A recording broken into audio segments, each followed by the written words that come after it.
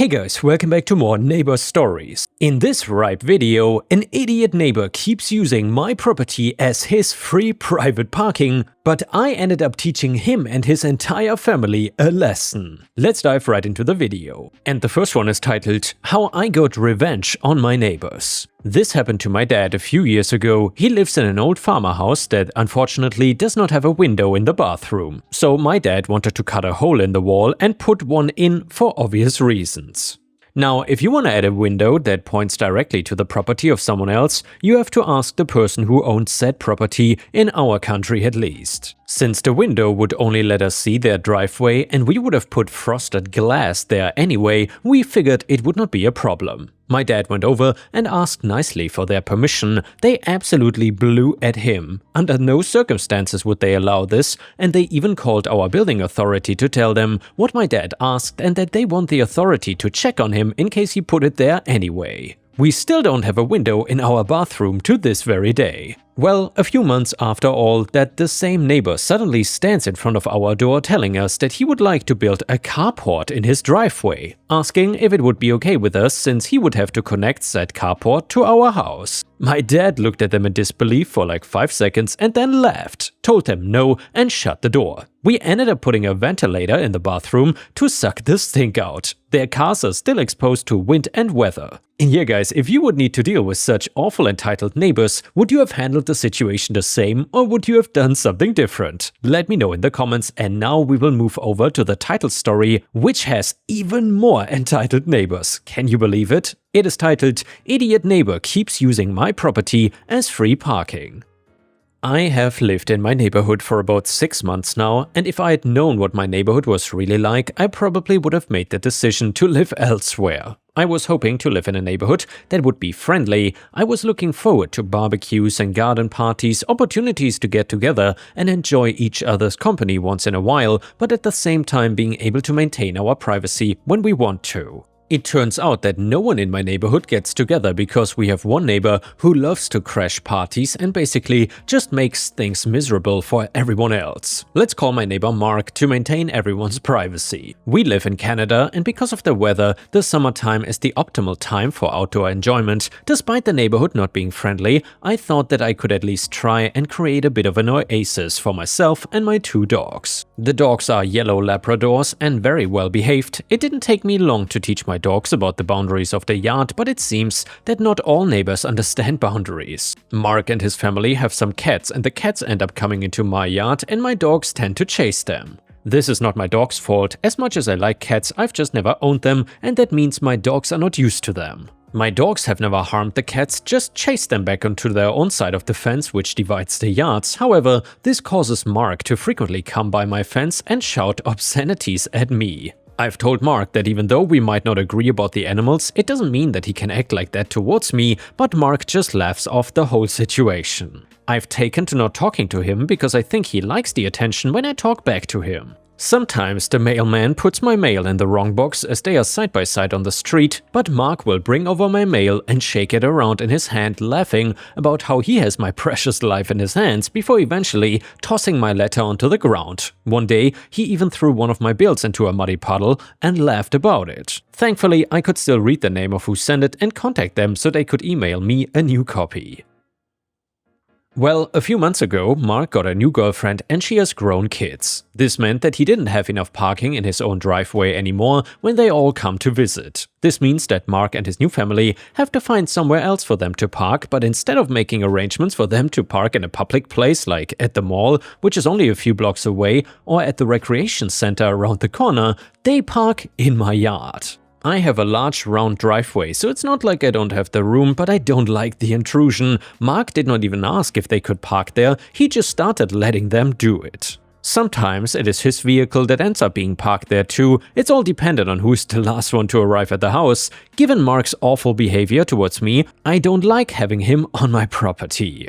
I also feel like I cannot let my dogs outside without my supervision anymore, because what if they get too near a vehicle or get hit? Or what if Mark were to do something delusional and hit one of my dogs on purpose? I don't feel like I'm safe on my own property anymore, and I don't enjoy being in my yard at all. To make matters worse, I work from home, which means that I'm never without the threat of crossing paths with Mark. After a few weeks of Mark parking in my yard, I decided to speak to him about it. You might ask, why did I wait so long? And well, it's basically because I knew that he would just laugh off the situation or make insults that I really did not want to hear. I'm a single woman, making a good living, so I can afford my own place, but Mark does not respect anyone, especially someone like me. The next time that Mark drove into my yard, I headed outside and said, "I would like you to stop parking in my yard. This is private property." "Didn't you read the paperwork when you bought the place?" asked Mark. "I have a right-of-way to park here anytime I want. Your property is free parking for me." "And does that include you and 4 or 5 other cars sometimes?" I asked. "My yard's becoming a parking lot is affecting my quality of life and I'm tired of it."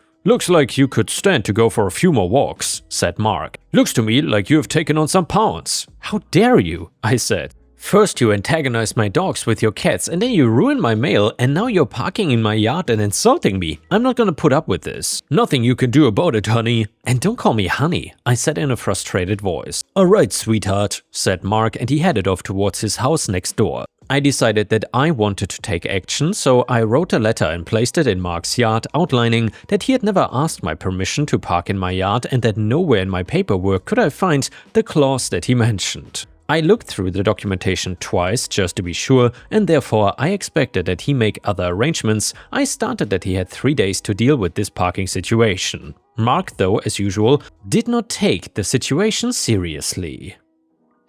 I found my letter pinned to one of the pickets in our fence with a big red X through the writing the day after I sent it. I picked it up and was gonna toss it out, but instead I decided to put it aside just in case I ever needed it. I decided to try another tactic. This time, I decided to wait until Mark was out for the day and try to speak with his girlfriend. I hoped that Jan could be more agreeable and help me to understand why Mark was still acting like he was. All I wanted was to have my yard and my freedom back again. I even baked some cookies, hoping to make a gesture in the right direction towards my new neighbor. I couldn't help but wonder what had drawn Jan towards Mark. He was the meanest, worst-behaved human being that I'd ever encountered in my life. A part of me wondered if I should have just sell my house and tried to start over somewhere else. But I knew, regardless of what I might want, I was never gonna get a buyer either if Mark and his family were parking in my yard, making terrible gestures and acting horribly. Plus, with the way my yard was in its unkept state, no one would see the potential that my home in theory had. It was a lovely place, it just didn't have lovely neighbors. I walked up to the door and knocked.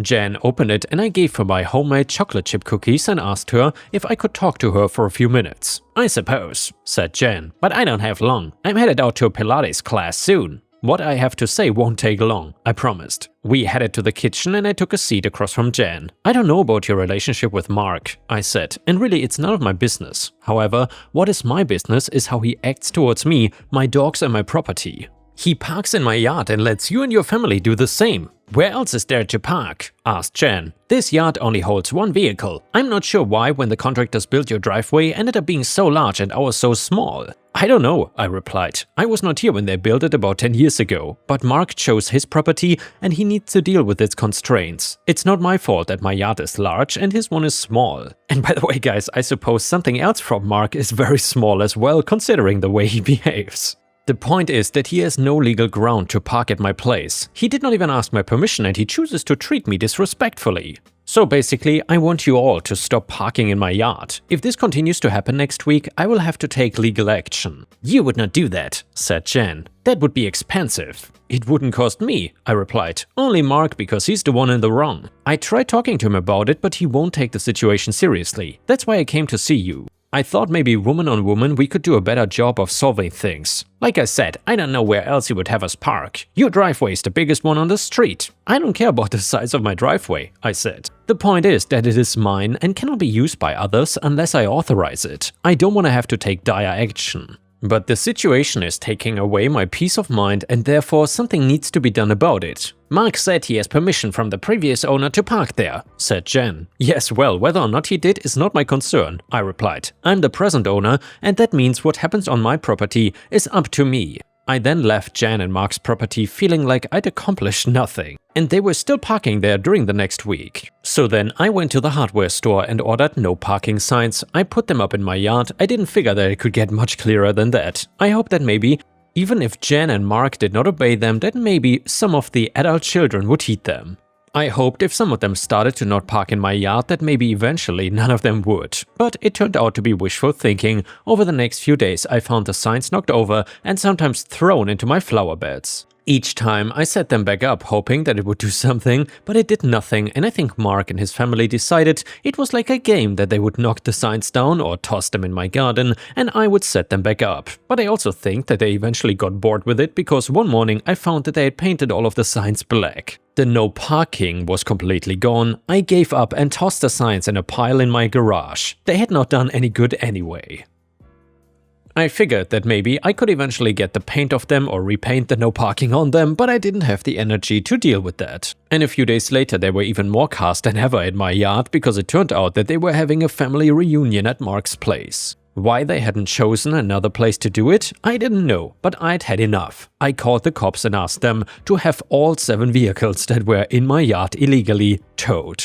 I had considered it a few other times, but had not wanted to have to go this far. However, Mark and his family had left me no choice but to try and take back my own yard. I sat inside my house with the door locked and watched as the tow truck after tow truck came and took all the cars away. It was late at night when Mark's family came looking for their cars but didn't find them. I could not believe that they had not noticed all the tow trucks when they had driven in. At the same time, I was glad that there hadn't been no confrontations. I had not wanted to deal with a confrontation either and had left a paper taped to my front door with the name and coordinates of the tow yard. I could hear Mark's family cursing outside my door as they were forced to call taxis to get home that night. I knew that it would cost everyone a lot to get their cars out of impound come Monday. Sunday, I stayed inside my house again except to take the dogs outside.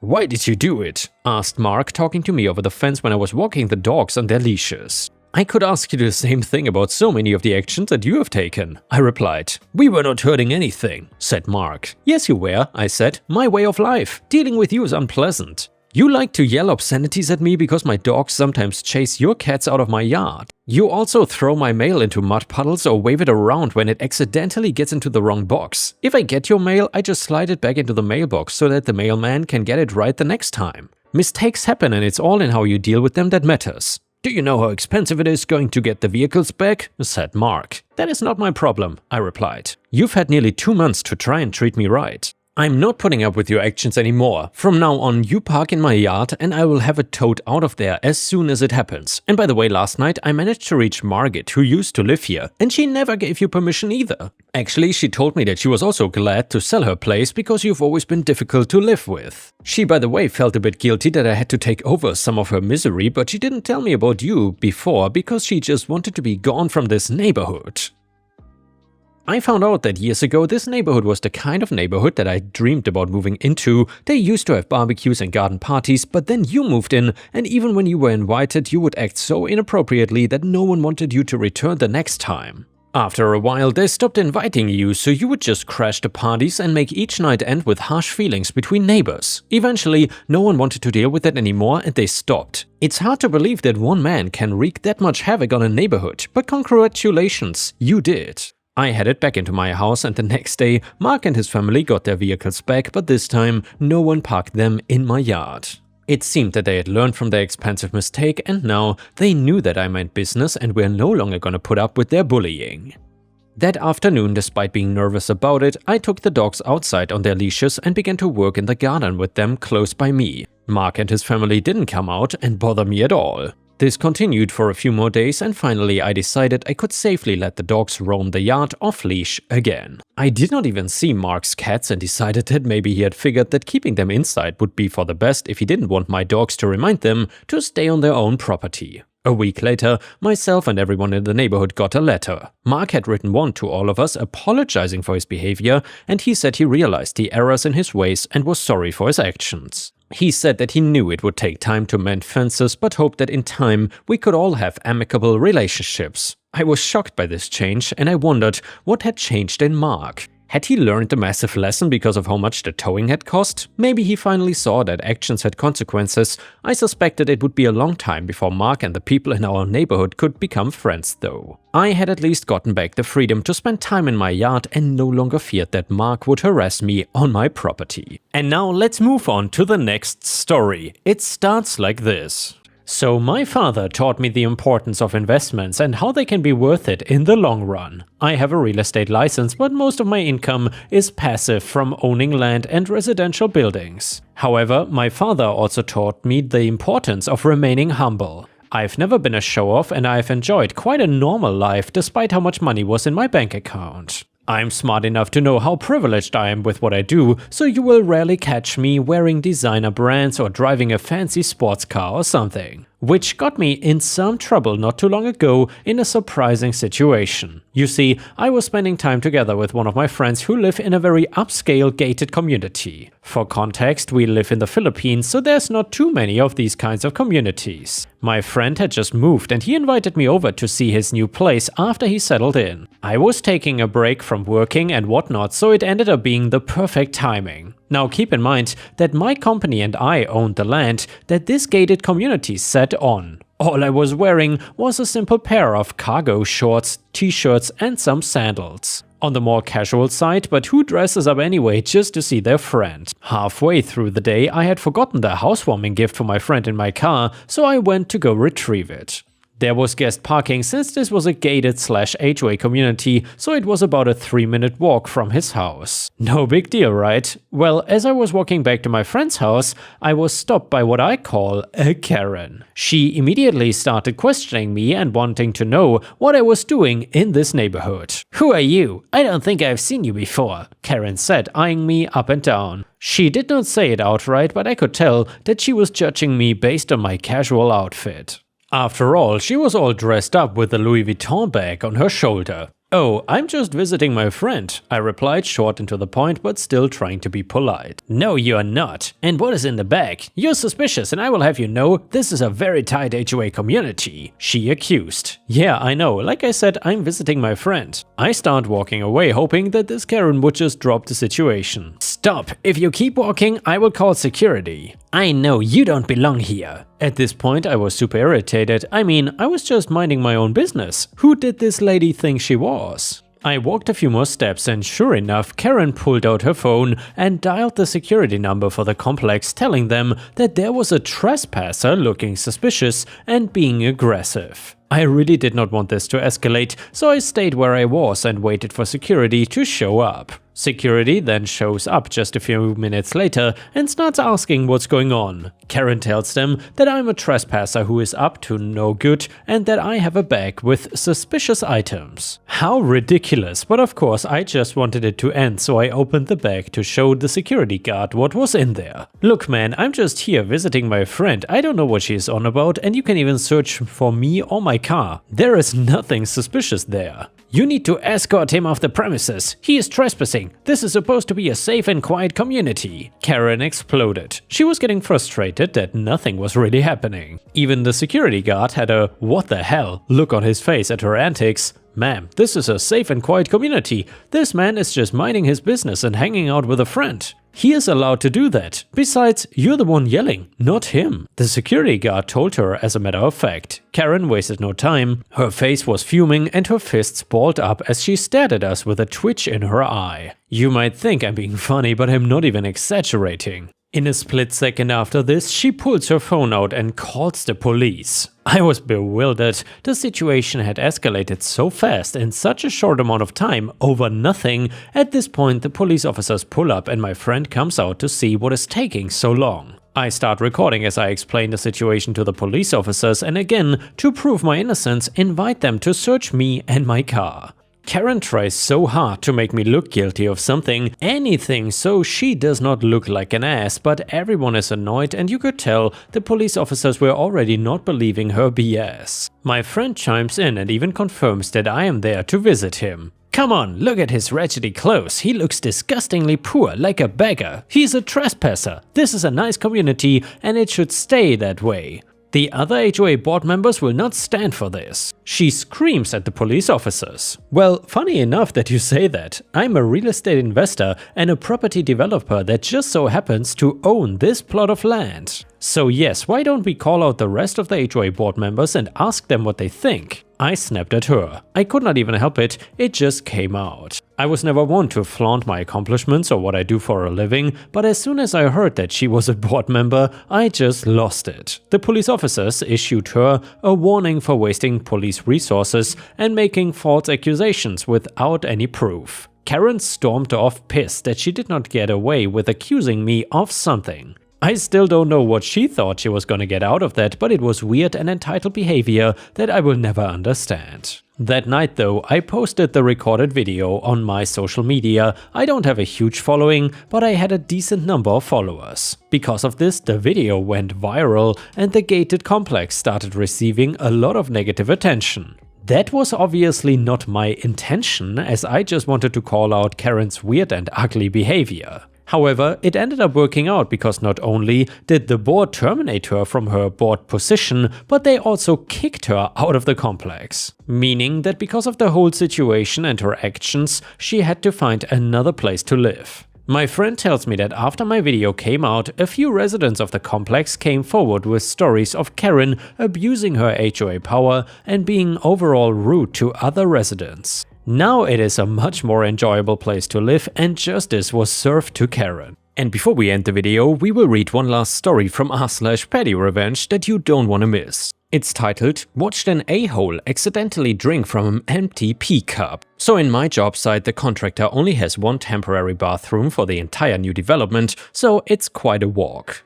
It's not uncommon for guys to leave a coffee cup behind a door in a closet where they take a pee if they cannot discreetly do it outside. There's a guy who works for the heating system contractor that's a real douche. Rude to everyone, blocks people in with his truck everywhere, tracks mud into finished cleaned units and leaves his trash all over the yard. Well, last week he sets his lunch fast food trash on the hood of his truck and the wind blows all the wrappers everywhere. I was nearby and said, "Come on man, your garbage is blowing everywhere."